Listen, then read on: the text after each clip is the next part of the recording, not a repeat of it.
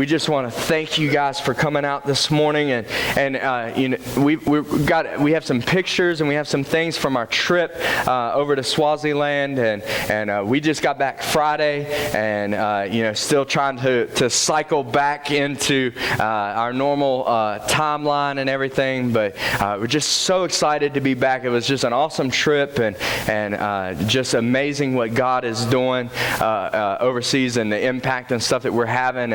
And while we were over there, we were actually in Swaziland. We were in a couple different cities, and one of the places that we went was a city called Hawley. And we went over because the church in Sanawal, which is the church that helped launch us, was starting their campus there. And so we went to visit our care point, to be there for their church launch, to kind of learn some things. And so we have some pictures of that real quick if you want to pull those up. Here is Pastor Mark and Pastor Joe, and that's Pastor Mandisi. He's the African pastor that is on site there outside the church at Hawley, and you can go ahead and start flipping through them. We had a great service. This is just one little aspect of it that you can see. We had 700 people come out for the first church service. Out of 1,500 people in the village. 700 people came, and come on, that's awesome. And in fact, I don't have the picture of it, but I wish I would have been able to transfer that one. But we have this picture of this lady in a wheelchair, and she's got like 3 or 4 kids that are dragging the wheelchair down an old dirt road to get her to church because she wanted to make sure she got into the house of God. I mean, it was just awesome to see that. And you can go ahead and flip to the next thing, and so we had 700 people. This is outside the church. They have a playground and stuff that they built, and then they had their children's church, which are the next 2 pictures. Go ahead and scroll. This is one of the classes with the younger kids, and then for some of the older ones, they actually had a tent set up. But it was just awesome to be able to be there. And not only that, but out of the 700 people that they had, when they gave an altar call, Pastor Mark just did a phenomenal job preaching, and they gave the altar call, and they had 35 people give their heart to God at that service. Come on, let's give God a hand clap of praise. That was just such an awesome thing for us to see, because you know, I think it just gave us some vision and stuff of what God wants to do in our church. The care point where we are at, we actually have a village of 5,000 people that are around in that area. So you know, we may, if we get the same results as they get and get about 40% of the people, we could have a mega church planted in Swaziland. You know, so it was just awesome to see that. But one of the cool things that happened was at that church service, they actually had the chief of the villages come and was in that service, and I have a picture of that too. And the reason why this is so cool is because you can see him down in the lower left corner there, or your right corner. He is 93 years old, and he has been the chief over this village in this area for since he was 18 years old. And he is, it would be the equivalent of like meeting with the governor. So if the governor came and showed up at your church, and then afterwards Pastor Mark gave him the opportunity to speak, and I love it because he said, look, the Americans have come and they have started this church and they've started a great work. Now it's our job to continue it and to keep it going well. Don't mess this up, what they have brought to us. And you know, it's just awesome. But the next morning we were able to actually have breakfast with him and his committee. So it's the governor and kind of like his cabinet and his leaders and stuff, and we're just sitting there having breakfast with them, and we started talking to him about some future projects that the church in Santa Monica want to do with cattle farms and stuff, and you know, he was all in favor of it and was going to give them more land to be able to do that. And then he looked down at the table and he saw, you know, me and Seth sitting there, and he's like, who are these 2 guys, you know? And they told him, and he said, well, Gabodzi, which is where we're at, is outside of his range, but he said they come to him for counsel all the time. And he said, we're going to make sure to tell them whatever you need, make sure you have it, and get behind you the same way that they have in that village. So we've already, God has just given us favor and stuff with leaders there. And I want to take a couple minutes, and Pastor Seth, why don't you come on up? I want to show a couple more pictures. You know, we talked about this at the beginning when we did Children's Cup in December with Pastor Ben, that, you know, it's not like just kids that you never get to meet. meet, but you actually get to meet your kids. And if you pull up the next picture, that is me and Awaki. That's our 4-year-old boy that we just started sponsoring. And then the next picture is myself and Isabel. This is actually one that we have been sponsoring for 5 or 6 years in Africa. And this was the first time that we got to meet her, and we're able to, she's got 2 bags full of all kinds of goodies and stuff. But it was just awesome because it's not just money that you kind of sending and you're hoping that it's actually getting to the kids, but we actually got to meet them and we get letters from them and stuff. And I actually had somebody come and tell me this morning that they had gotten their first letters from their kids. And so I just want to encourage you, if you have started that donations and stuff in December, make sure you're staying faithful with that because it is going to feeding these kids and stuff. And then the next picture is Pastor Seth and his kids. And what were your kids' names, Pastor? The little girl's name is Phylliswa, and the little boy's name is Bongi Musa. See, I got the easy names, Isabel and Awaki.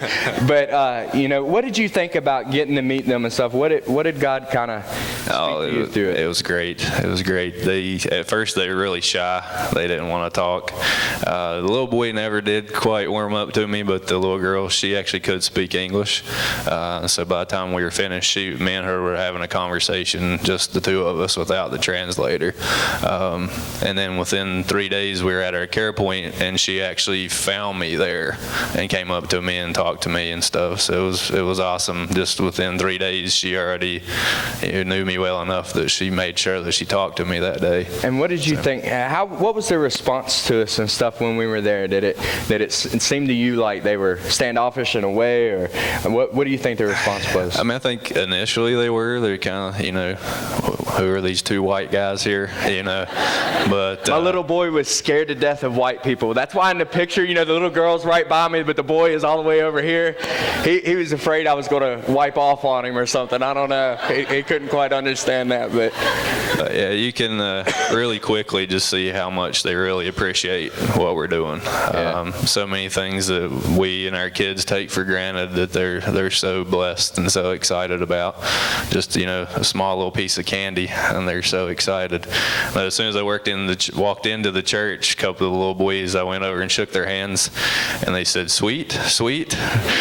Tell them about the pictures and stuff. They'd say, "Shoot." And yeah, they knew enough to say, "Shoot, shoot." So they wanted to take a picture. So you'd take their picture, they would pose for them, and then I would show them the pictures, and they would just die laughing at the pictures, and then right back into pose for them, like, let's do another one. It's the whole time they were just going back and forth, shoot, and then you take the picture, and then they'd run over and look at it, and like, oh, okay, and then they'd grab more friends, and so it was just awesome to be able to hang out with the kids and stuff. And we got a couple other pictures. Go ahead and put the first one up. This is the land. This is what they're cooking at now at our care point.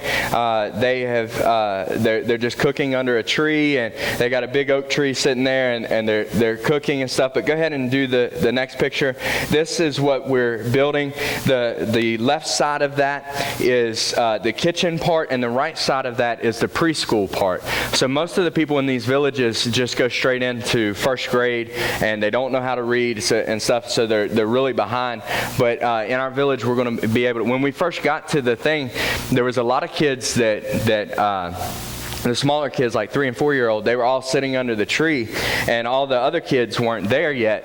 And but there was probably 20 or 30 kids just sitting around. And it was funny, when we first walked up, there was 4 little kids sitting over on the bush area, and they saw Pastor Seth, and they just look up like, I think they thought he was a giant or something, and then they start laughing and kind of looking, and then once he took their picture a couple times, it was all good and everything. But they actually probably should have had this completely finished as of Saturday, and they'll be starting to cook out of that, which will really help them out, and as far as getting them in the shade and starting the preschool and everything. So when we took up our miracle offering, it was some of the stuff that we gave toward was getting that land and the building and everything. And so you can see that they've already pretty much have that in place, and they are very excited about it. We actually went into the villages up into the to some of the houses and stuff. And if you want to go ahead and click the next picture, they have what's called homesteads. And so they build these little buildings. So the one to the left is unfinished, so nobody's in that yet.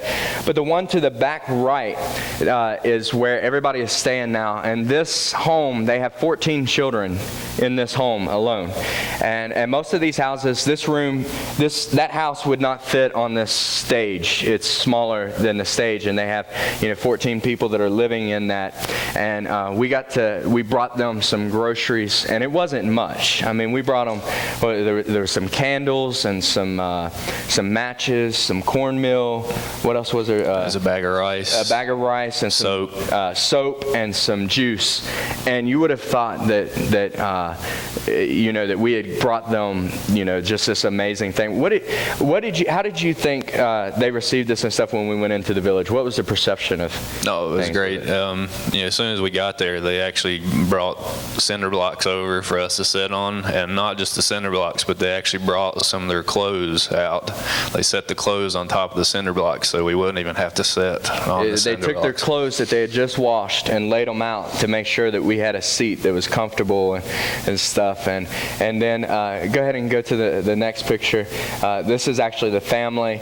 That's the 3 little kids that were there. Some of the other kids were off at school, and then the grandfather and stuff, they weren't there. But it was just an awesome thing of getting to meet them. And the grandfather who was there, he told me, he said he had been praying for years that somebody would come and do something in that area because he didn't want his grandchildren to grow up to be like him. And they were wanting to honor. He was so grateful for us doing the feeding center and stuff. He wanted to honor us, and he said, he's looking around trying to find one of his goats because he wanted to kill his goat to honor us for being able to bring food and stuff to feed the kids in the neighborhood. And then we told him, don't worry about it, and so then he was going to grab one of his chickens and kill one of his chickens, which, for somebody, when they raise chickens, that's how they get their eggs, and their eggs is how they get everything else. So, I mean, that was like a great sacrifice for him to do that. And I think it was just an awesome thing that they are very, very grateful and respect. What is something that you feel out of that, and seeing the villages and seeing the care point and stuff, what is something that you feel like God just really kind of challenged you with or spoke to you through? Well, I think it was the biggest thing is just thinking about how much more that me personally, and I think as a church, that we can do, especially with the idea we think, I can't give $1,000. It doesn't take that. I mean, if everybody in the church, a church of 500 people, an extra $1 or $2, a month, that's $500 to $1,000 that they can do so much with. It's just unbelievable, for what little bit of money, what you can actually accomplish. Yeah, it was just a great trip and stuff. So Pastor Seth, why don't you go ahead and grab a seat? Come on, let's give him a hand, because he was scared to death to even come up here and stuff. But while we were in Africa, I had this series all planned out, and I pretty much kind of had the characters and things that I was going to speak about. But when I was in Africa, and every time I would try to pull it up to the next story that I was going to go into, it was like I couldn't get anything. I might as well have been reading the Bible in Swahili, because it was nothing. And I started just praying, and one night, and I was like, okay, God, what is it that you want me to speak? And he took me to the story, and it's a very familiar story that we have heard, growing up. We've heard it a whole lot, but this is not the place that most people read it from. And I want to talk to you today about Jesus and when he fed the 5,000 people. And we're looking at John chapter 6. And I want to show you some things that I feel like God spoke to me through this trip. And continuing in with the Misfits thing, we're going to look at how God used this little boy to provide and to reach other people. And in John chapter 6, verse 5, it says this. It says, "Therefore Jesus, lifting up his eyes, he saw the great crowd that was coming to him. And he said to Philip, 'Where are we going to buy bread so that these may eat?' And he said this, he was saying this to him to test him, for he knew what he was intending to do.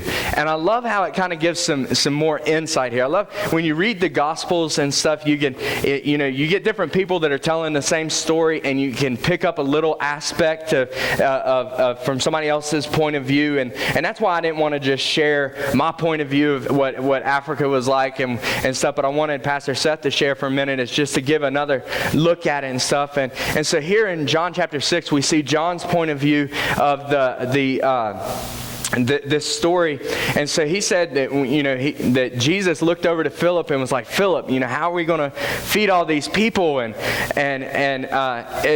said that Jesus was just testing him, because he already knew what he was intending to do. He already knew that this miracle that he was about to perform, that it wasn't going to be about Philip. He knew that it wasn't about all these things. He knew that he was going to be the source of provision and everything. But yet God wanted to give Philip, and Jesus wanted to give Philip the opportunity to play a part in it. And I think that that's the same way that God does with us, is he knows that we are not the source that is going to be able to feed a bunch of hungry people and be able to change a world and a community and everything like that. But he gives us the opportunity to play a part and to play a role in it. But I think most of us, when it comes to something like that, most of us respond kind of like Philip did. If you look in verse 7, you see how Philip responded.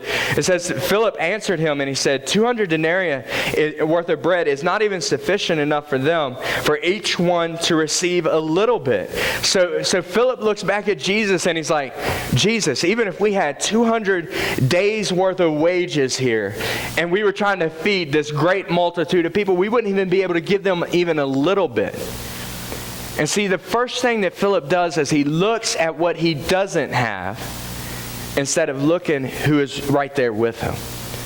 And I think that most of the time when there's an issue or when there is something that, an obstacle or a big need that there is something, most of us automatically look at the need and we say, you know what, I can't reach it, it's too big, so we don't do anything at all.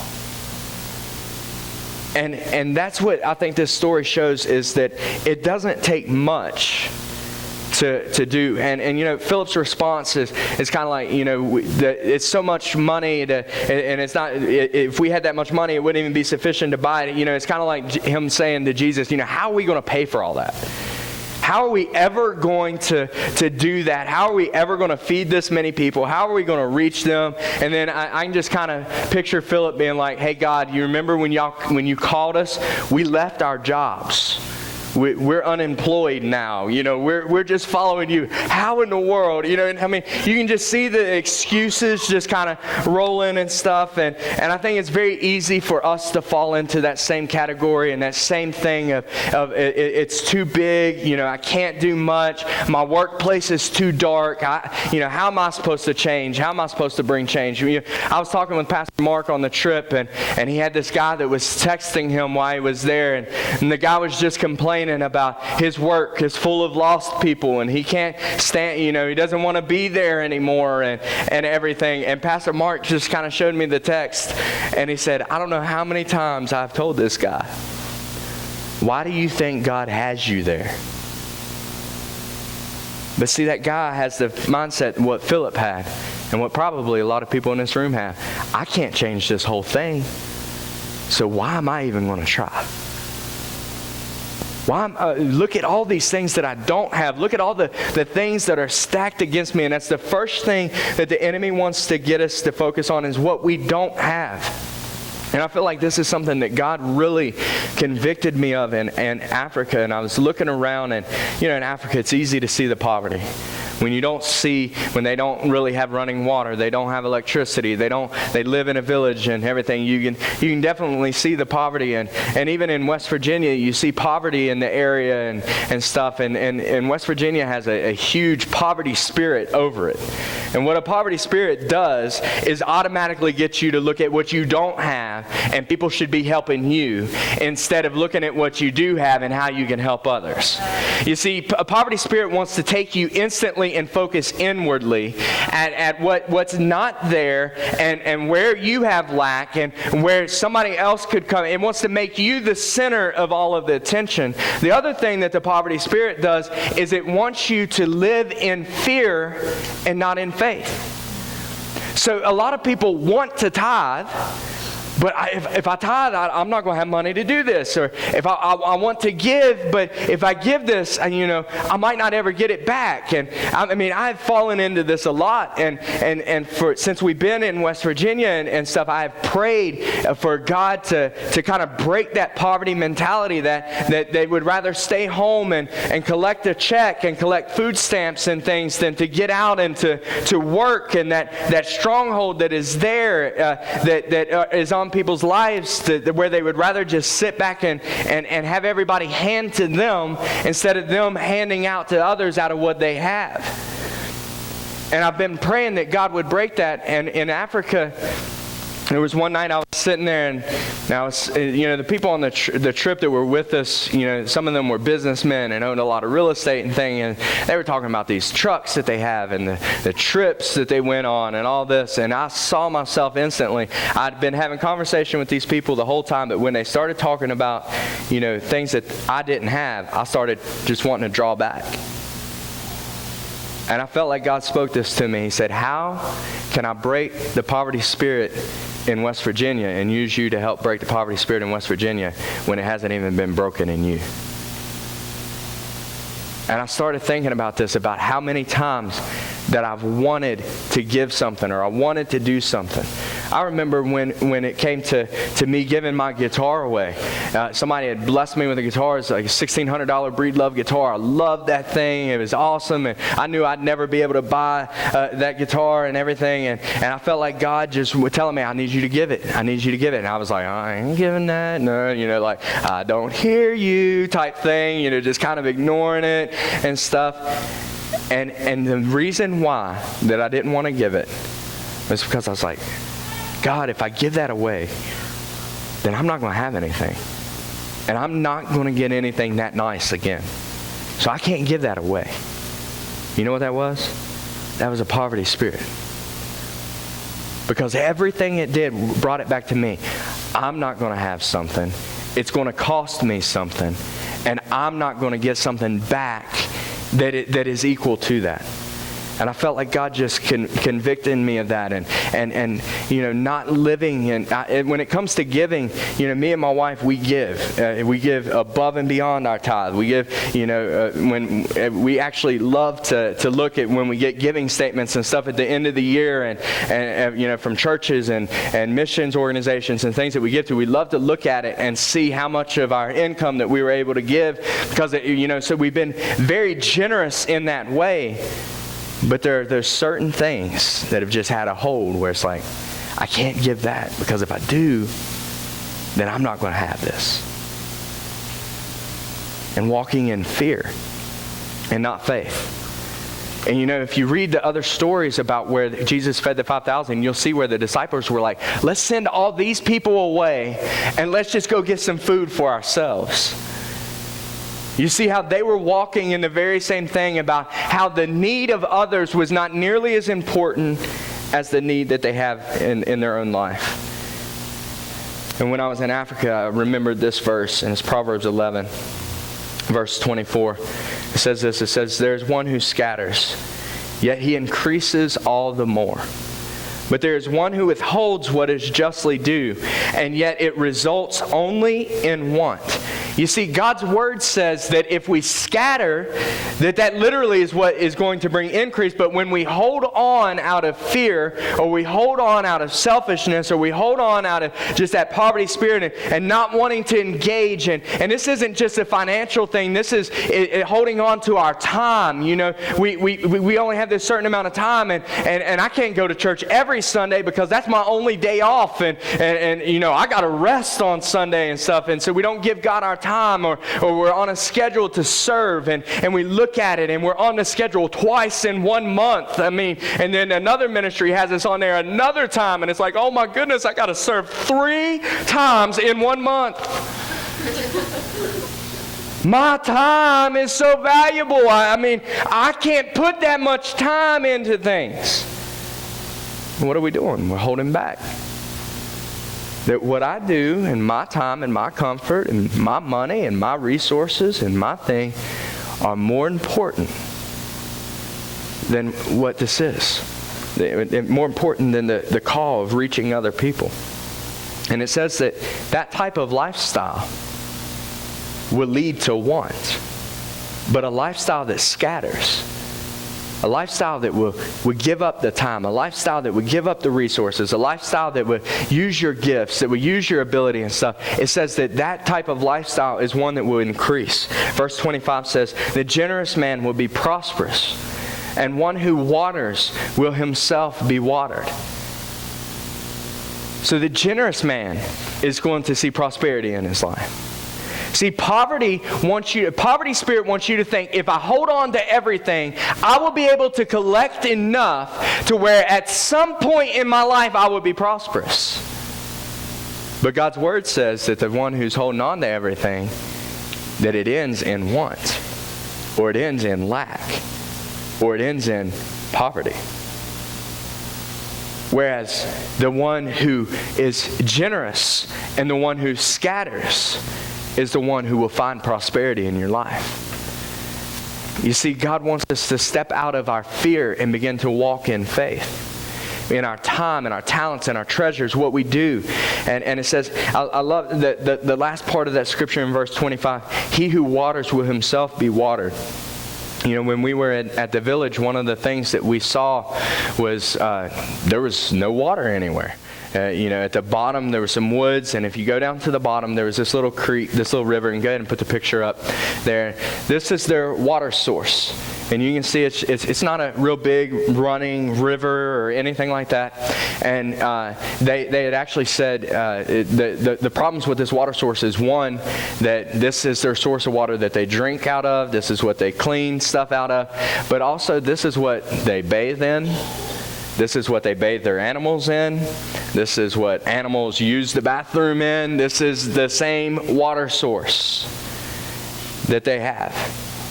This is the water source that they went down and got the water to cook the food. And then not only that, that boils and that's all done. But, they didn't have enough bowls for every kid to get a bowl. So they went down to the river and they got some water out of this, and they would wash the dishes in that water and then give it to the next kid to begin to eat out of that water. That just up the road, they're bathing animals and stuff in. And so we started talking to them and asking them, what do we need to do? What can be done about this? And they told us that they actually can dig a well, and they can drill for a well and be able to provide clean running water and everything for it. And so we started talking to him about the cost of everything and what needed to be done. And he said, well, you don't want a well until you build a fence. And then a fence is going to cost this. And he started going through all that stuff. And I just told him, I said, look, we're doing it. We're going to build the fence. We're going to do the well. We're doing it all. Why? Because God had just told me that I need to quit walking in fear and I need to walk in faith. And I need to not look. It's very easy when you're in the middle of, you've got to pay $1 million for land, and then you got to pay another $1.5 million for a building or something like that. It's very easy to say, well, we need to collect and just hold back this money and just store this money here, and we need to hold on to this. But the same way I told them, we're going to build this. And guess what? Don't worry. I'm not asking you for a penny. I'm not passing the buckets. I'm not taking up an offering. I'm not doing that. We do this out of the tithe. We are able to do projects like this, and we're going to be able to provide clean running water for these 200 kids and stuff out of the tithe that we bring in every week. Now here's the thing.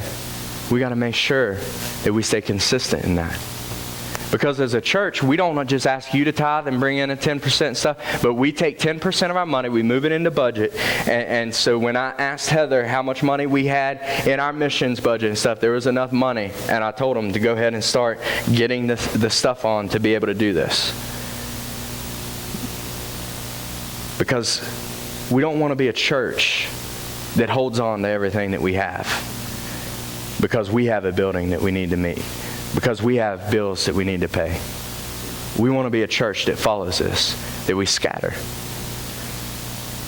And the way that we have, and the system that God created for the church to have what it needs to meet needs in this situation and stuff, is not taking up offering and begging for money.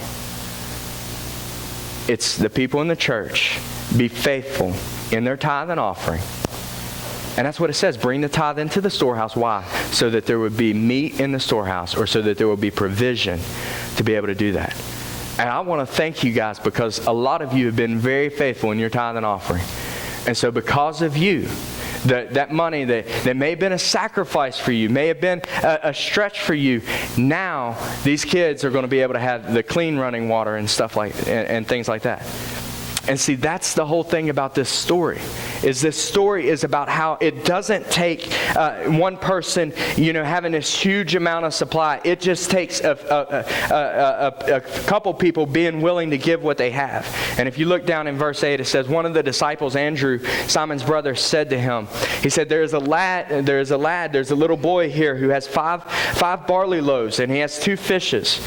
But what? And he said, but what are these for so many?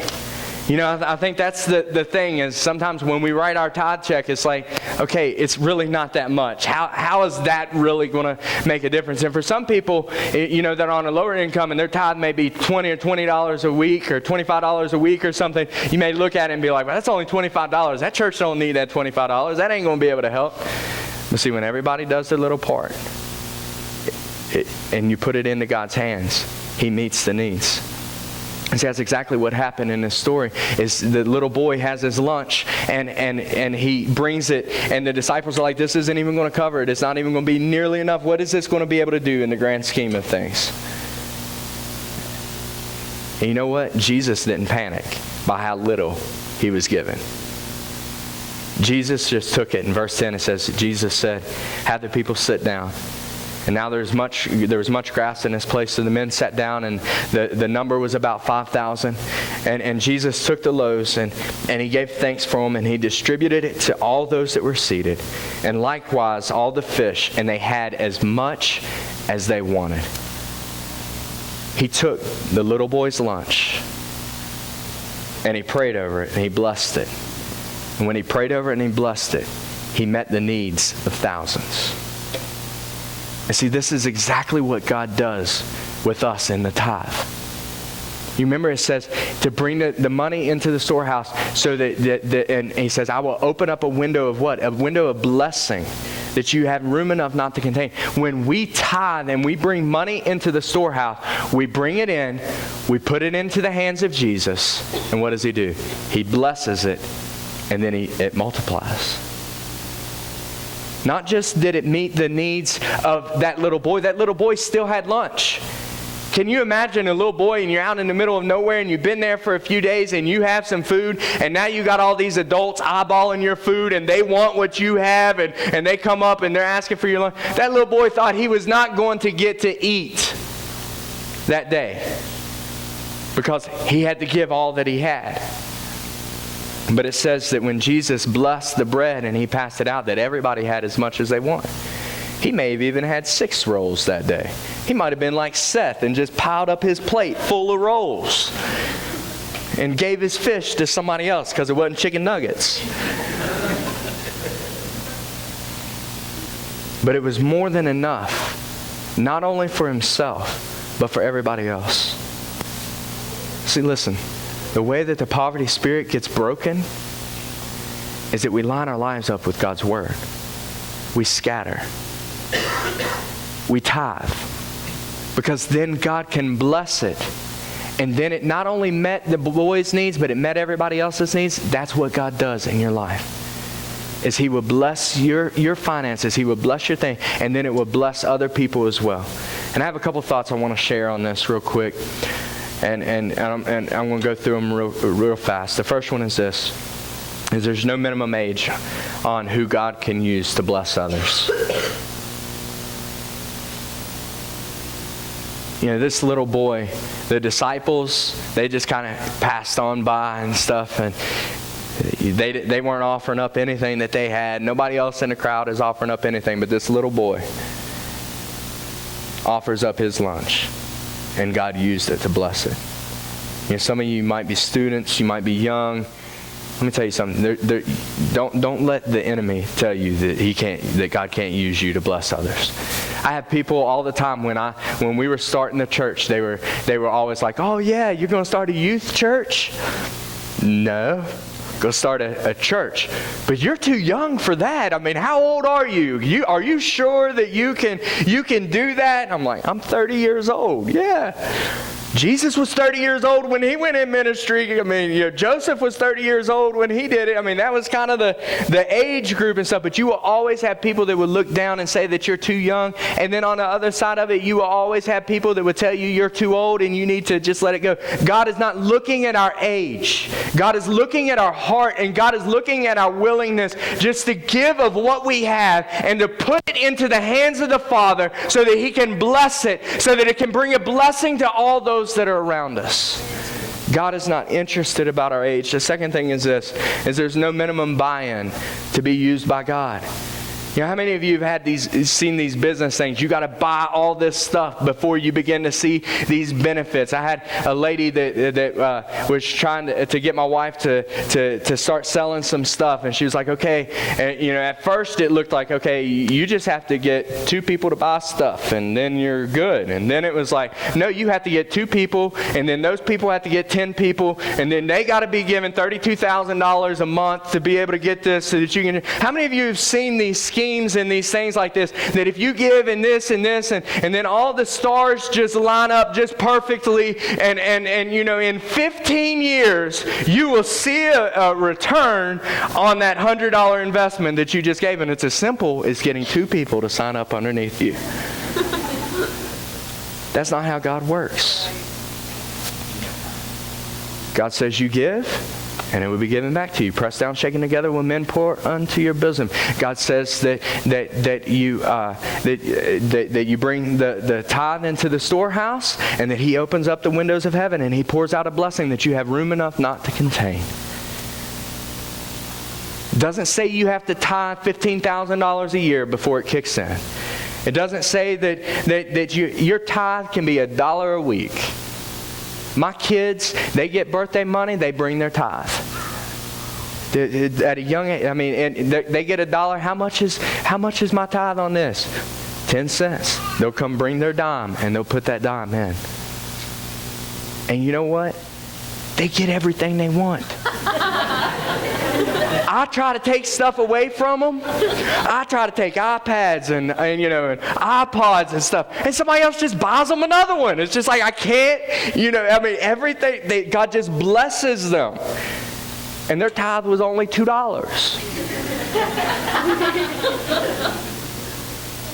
But there's no minimum buy-in. It's just you do what God told you to do. You bring that, and God's blessing will be on it. Some people think that it takes a great deal of money, and you have to have all this to be able to make a difference, but that's not the truth. It took this little boy's lunch, and he was able to make a huge difference.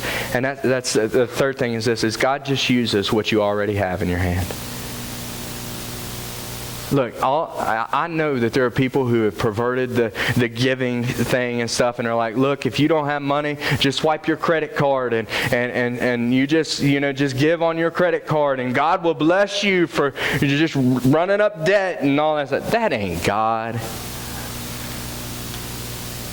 If you just give $100, then God will bless you. That ain't God either. Unless your tithe is 1,000, then you bring if your income is 1,000, then you bring 100. Just do what God tells you to do. Bring the tithe, and then there will be times when He says, we'll take up an offering. Give an offering. Give to missions. Give to something above and beyond. And I'm just telling you, if we are faithful in this, just bringing our tithe, we will not only be able to get the well and the fence, we'll be able to build a church. We'll be able to move forward and do the cattle farm thing that Santa Ma's stepping into and everything. And when I sat there, and Pastor Seth said the same thing, it's like when you see it right in front of you, and you see 700 people come to one service, and you see the salvations, and you see the fruit of all of it, it just makes you want to just go write the check right now. Just do it. Just do it. But if we are faithful and consistent with what we have, then one day we're going to see God's blessing come, and we're going to be able to meet that need. That little boy did not know that day that he was going to be able to feed thousands of people with his lunch. You never know what check it is that you write, what $5 bill it is that you give, what thing it is that's going to break through a blessing not only in your life, but in the lives of others.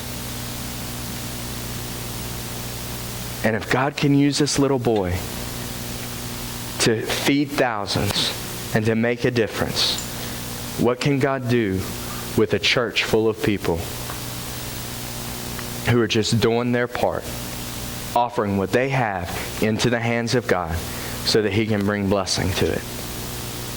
In verse 12 it says, when they were all filled, that Jesus said to His disciples to gather up the leftovers. And if the worship team wants to come on up, to gather up all the leftover fragments so that there would be nothing left. And it says they gathered them up, and they were filled in 12 baskets and fragments of the 5 barley loaves, and they were left over and after everybody had eaten. And I've always kind of asked myself this question, why was it so important that Jesus bagged up everything? Why was it, everybody had eaten, everybody had had what they wanted. The miracle would have already been amazing. It was already an awesome thing that God had provided and everything. And so why is it that God wanted them to store up and to bag up everything that had already been given?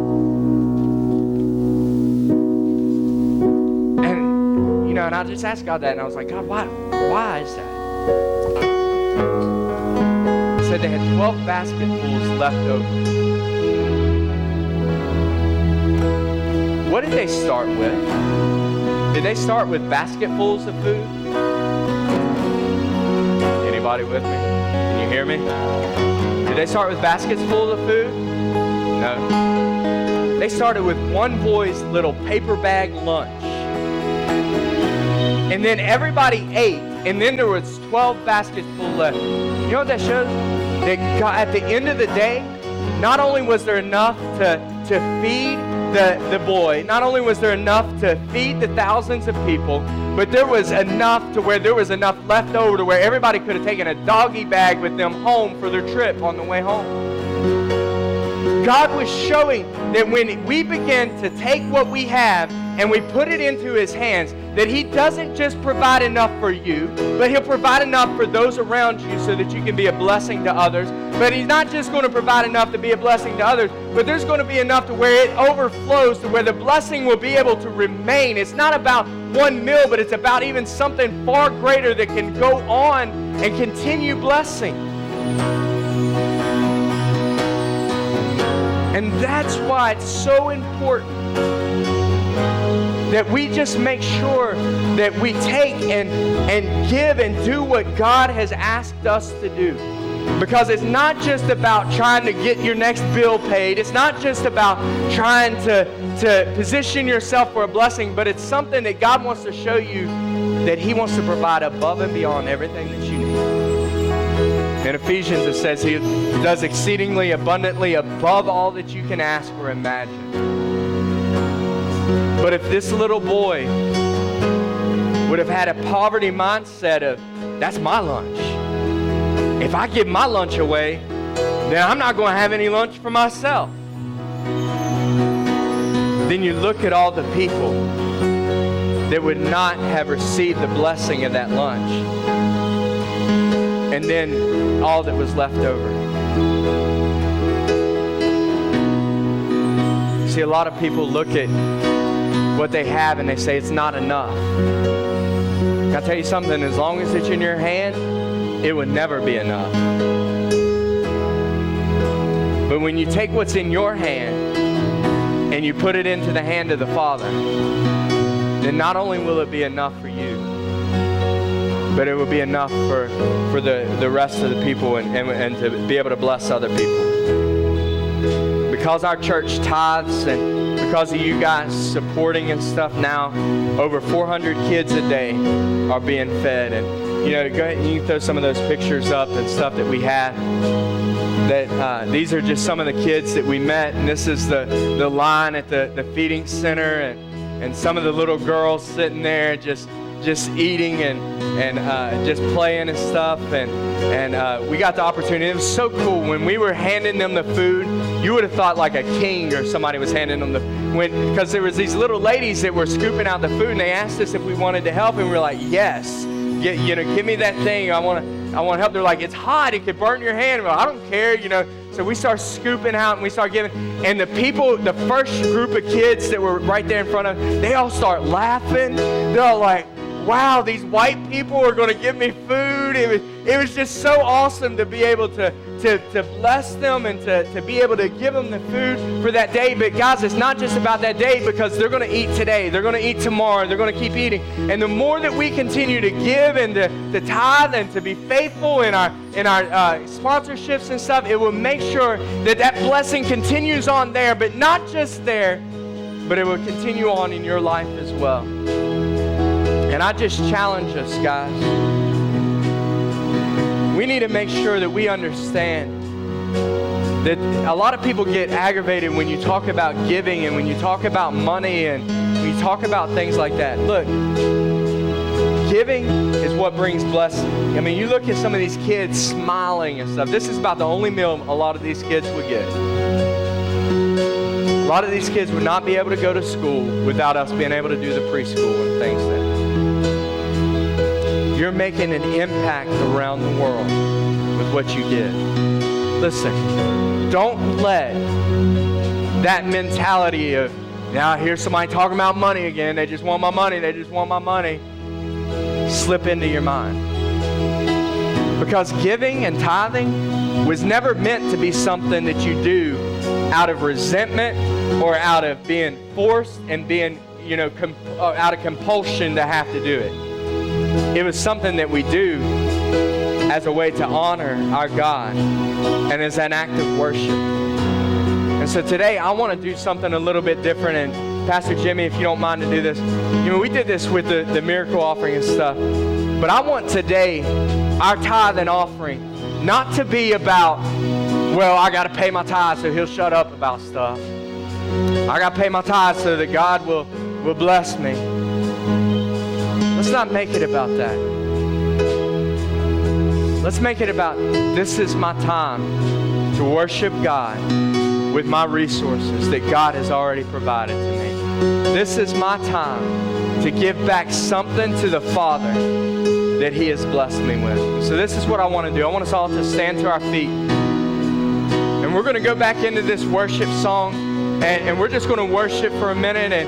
And as we begin to sing, I want you just to begin to, you can just come up and you can just bring your tithe and offering and just drop it in the bucket, and you can stay here and kneel and pray for a minute or whatever.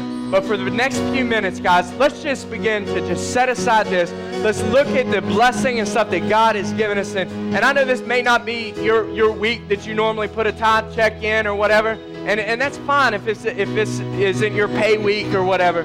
But let's make this place a place of worship as we give. And let's just sit back there and begin to worship God. And as they begin to sing, I want you just to begin to bring your tithe and offering. And let's just worship God in giving for the next few minutes. Come on, guys, let's begin to sing.